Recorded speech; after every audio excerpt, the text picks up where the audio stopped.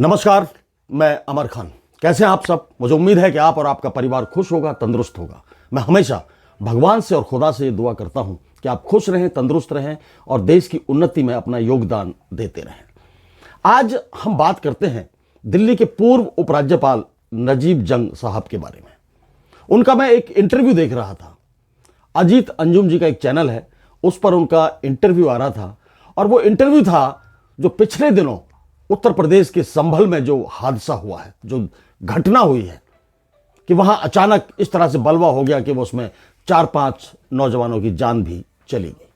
जब उनसे पूछा गया, अजीत अंजुम ने जब नजीब जंग साहब से पूछा कि संभल में जो हादसा हुआ है उस पर आप क्या कहेंगे, तो सीधा सीधा उन्होंने इसका जो कसूरवार बताया जिसको, वो थे पूर्व सीजीआई डीवाई चंद्रचूड़ साहब। क्योंकि 1991 में एक कानून ये बना था कि पिछले जितने भी 200-500 साल पुराने जो धार्मिक स्थल हैं उनका कोई सर्वे नहीं कराया जाएगा, जो जैसे हैं वो वैसे ही रहेंगे। लेकिन जब वो सीजीआई थे चंद्रचूड़ साहब, तो उन्होंने उस कानून को, उस वक्तव्य को बदल दिया और उन्होंने कहा कि यदि किसी, उसको कहा जाता था कि पैलेस ऑफ वर्शिप, पूजा का स्थल या इबादत का स्थल, पैलेस ऑफ वर्शिप नाम से जो कानून था उसको उन्होंने चेंज कर दिया और कहा गया कि यदि कोई भी संस्था या कोई आदमी या कोई याचिका हमारे कोर्ट में आती है कि हमें किसी धार्मिक स्थल का सर्वे करना है तो उसे करने दिया जाएगा, इसमें कोई गलत बात नहीं है। उन्होंने सीधा सीधा ये कहकर उस 1991 वाले कानून को बदल दिया और उसका पहला सीधा सीधा उदाहरण हमें देखने के लिए मिला संभल के अंदर, जहां एक दिन में ही पिटीशन डाली गई और एक दिन के अंदर 2 से ढाई घंटे के अंदर ही सर्वे की टीम को वहां पर भेज दिया गया। वो सर्वे भी हुआ, पता नहीं उसमें क्या रह गया, कोई कोना रह गया। दूसरे दिन वही टीम अपने साथियों को लेकर सर्वे के लिए दोबारा पहुंची और धार्मिक जो नारे वहां पर लगाए जा रहे थे, जिसे कह सकते हैं कि कानून के मुताबिक वो नारे नहीं थे, वो वहां पर लगाए जा रहे थे। तो उन्होंने सीधा सीधा जो कसूरवार बताया, चंद्रचूड़ साहब को बताया। नजीब जंग साहब ने यह कहा कि अब ये जो मसले हैं ना, ये मसले बहुत चिंताजनक हो चुके हैं। ये जो हालात हैं इस वक्त, ये बहुत चिंताजनक है। किसी को भी गाय के नाम पर आप पीट पीट कर मार दोगे।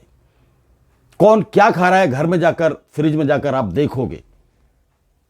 यदि 2 गुटों में झगड़ा हो जाता है, 2 गुटों के अंदर यदि झगड़ा हो जाता है और आपको लगता है कि एक गुट मुसलमान है, तो उसके घर पर बिल्डोजर चला दिया जाएगा, तोड़ दिया जाएगा। यह नहीं सोचा जाएगा कि उसके बच्चे हैं या नहीं, उसकी फैमिली है या नहीं। 1 मिनट के अंदर घर से उठाकर उसको सड़क पर पटक दिया जाएगा। यह उन्होंने, नजीब जंग साहब ने यह कहा। उन्होंने बताया कि 1,54,000 घर तोड़े जा चुके हैं। 1,54,000 बहुत होता है, यानी 1,54,000 का मतलब है कि एक घर में 5 से 6 मेंबर भी लगाए जाएं तो तकरीबन 7, 7.5, 8 लाख की आबादी जो है घरों से रोड पर फेंक दी गई है। उन्होंने ये कहा कि कोई हुजूम यदि आपकी तरफ बढ़ रहा है, कोई हुजूम यदि आपकी तरफ बढ़ रहा है, आपके घर की तरफ बढ़ रहा है, तो आप इसे रोक नहीं सकते, क्योंकि शासन और प्रशासन दोनों उसके साथ हैं। शासन और प्रशासन दोनों उसके साथ है, तो फिर कैसे आप उपद्रवियों को, दंगाइयों को आप कैसे रोक सकते हैं? नहीं रोक सकते। उन्होंने सीधे सीधे साफ शब्दों में यह कहा है। पावर, एक बात और कही कि पावर गेन करने का जो तरीका सरकारों ने अपनाया है, सत्ता में आने का जो तरीका सरकार ने अपनाया है, वो बहुत खतरनाक है। आने वाले दिनों में, आने वाले 2-3 महीनों में ही आप इसका जो अंजाम है, इसका जो रिजल्ट है, वो देखेंगे तो बहुत खतरनाक होगा। उन्होंने बहुत वक्त की बात नहीं की। यदि इस तरह से चलता रहा, इस तरह से पेटिशन जाते रहे और वहां से इजाजत मिलती रही सर्वे की, तो आने वाले 2-3 महीनों के अंदर ही देश के अंदर बहुत ज्यादा हालात खराब होने की आशंका नजीब जंग जी ने जताई। तो ये हम सबके लिए हम सबके लिए, आपके लिए, हमारे लिए, सबके लिए, पूरे समाज के लिए, पूरे देश के लोगों के लिए ये एक अच्छी बात नहीं है। उन्होंने एक चीज और कही कि देश के अंदर आज कोई महात्मा गांधी नहीं है और ना ही कोई जयप्रकाश है जो लोगों को समझा सके, लोगों को अच्छे रास्ते पर ले जा सके, लोगों को अच्छी चीजों के लिए मोटिवेट कर सके।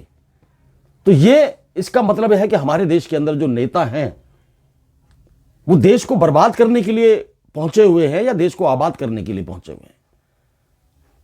उन्होंने बड़े स्पष्ट ये शब्दों में कहा कि यदि हम किसी भी समुदाय को टारगेट करते हैं तो एक आदमी टारगेट करता है ना, दूसरे समुदाय वाला टारगेट करता है ना, तो वो भी तो उस कलेश में डूबा हुआ है, उसका भी तो हाथ है, उसका भी तो परिवार है। यदि वो चोट मारेगा किसी को तो उसको भी तो चोट लगेगी। उनका कहने का मतलब बड़ा सीधा साधा था कि यदि मिलजुल कर आदमी रहता है, काम करता है, पढ़ता है, लिखता है, तो उसका परिवार, उसका समाज, उसका शहर और उसका देश तरक्की करता है। लड़ाई झगड़े से किसी को आज तक कुछ हासिल नहीं हुआ है। और उन्होंने कहा कि यदि तुरंत विचार नहीं किया गया, तुरंत इन ऐसी घटनाओं को नहीं रोका गया, तो आने वाले 2-3 महीने, 4 महीने के अंदर देश के अंदर, उन्होंने इशारा सा दिया कि सिविल वार का नाम तो नहीं लिया उन्होंने, हालांकि जिक्र किया कि सिविल वार जैसी नौबत देश के अंदर आ सकती है। क्योंकि उन्होंने एक बात और कही कि राजनेता, शासन और प्रशासन दोनों कम्युनल हो गए हैं। अब रोकेगा कौन? यदि शासन भी कम्युनल हो जाए और प्रशासन भी कम्युनल हो जाए तो इस गंदी हवा को कौन रोकेगा? ये हर घर में फैलेगी, हर समाज में फैलेगी, और जब फैलेगी तो खुशबू नहीं उड़ाएगी, ये बदबू ही उड़ाएगी और लोगों को बर्बाद करेगी, लोगों को तबाह करेगी, लोगों को हर सुख से वंचित कर देगी। ये बातें उन्होंने अजीत अंजुम जी के चैनल पर कही थी। उन्होंने एक बात और कही कि इस जो ये गंद मचा हुआ देश के अंदर, ये जो डरावना माहौल बना हुआ है, इसको सिर्फ प्रधानमंत्री रोक सकते हैं। लेकिन मैं नजीब जंग साहब से पूछना चाहता हूं कि प्रधानमंत्री कैसे रोक सकते हैं जब प्रधानमंत्री खुद जाके शमशान और कब्रिस्तान की बात करते हैं, खुद जाके वो मंगलसूत्र की बात करते हैं, कटेंगे और बटेंगे की बात करते हैं, एक है तो सेफ की बात करते हैं। तो कैसे इस आग को प्रधानमंत्री रोक सकते हैं?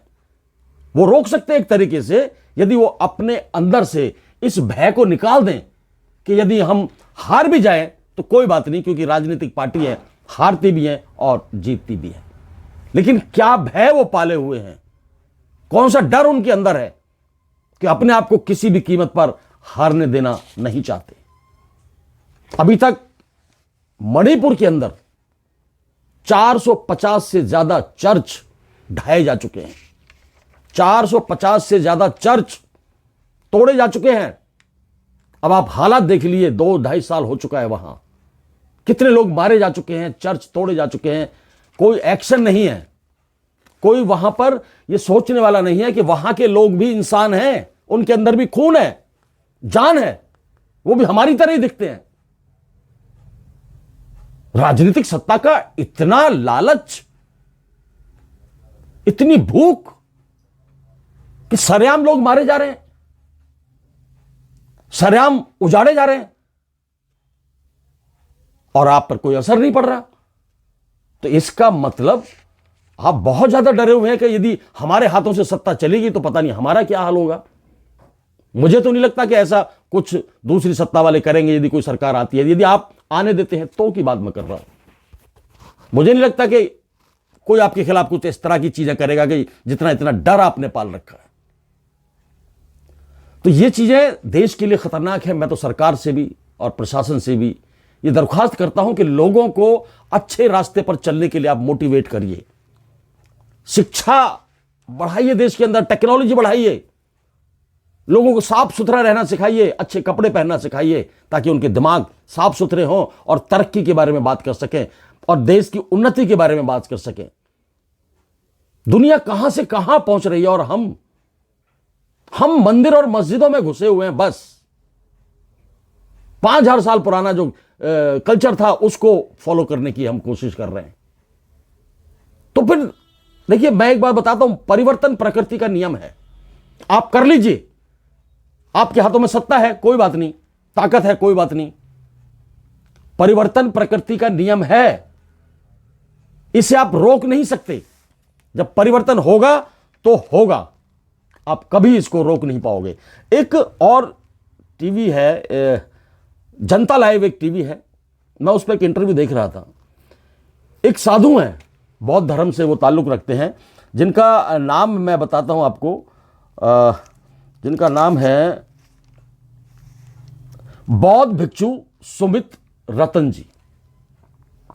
बौद्ध भिक्षु सुमित रतन जी उनका नाम है। उनसे पूछा गया तो साधु संतों ने भी ये कहा है कि पूरी दुनिया, उन्होंने कहा कि पूरी दुनिया इतनी तरक्की कर रही है, इतनी तरक्की कर रही है, और हम गोबर में खेल रहे हैं, हम गोबरों पर विचार कर रहे हैं, मूत्रों पर विचार कर रहे हैं। उन्होंने कहा कि यदि इस तरह का सिलसिला देश के अंदर चल पड़ा कि पूजा स्थल, पैलेस ऑफ वर्शिप की हर जगह सर्वे होने लगे, तो एक दिन वो आ जाएगा कि मंदिर तो मंदिर, मस्जिद तो मस्जिद, मंदिरों के नीचे भी बौद्ध मंदिर आपको मिलने शुरू हो जाएंगे। फिर आप क्या करेंगे? इस बात से मुझे मोहन भागवत जी की एक बात बहुत अच्छी लगी। उन्होंने कहा था कि हम हर मस्जिद के नीचे मंदिर नहीं ढूंढ सकते, हर मस्जिद के नीचे मंदिर हम नहीं ढूंढ सकते। ऐसे तो फिर कुछ बचना ही नहीं है देश के अंदर। फिर तो मंदिर के नीचे, मस्जिद के नीचे मंदिर मिलेगा, मंदिर के नीचे बौद्ध मंदिर मिलेगा, और जाने जाने किस किस के मंदिर, कोई हो सकता है गुरुद्वारा मिल जाए, हो सकता है चर्च मिल जाए। तो ये तो सिलसिला बढ़ता रहेगा और नफरत बढ़ती रहेगी और लोग मरते रहेंगे, और एक दिन ऐसा आएगा कि देश के अंदर लोग बचेंगे ही नहीं, तो किस पे राज करेंगे?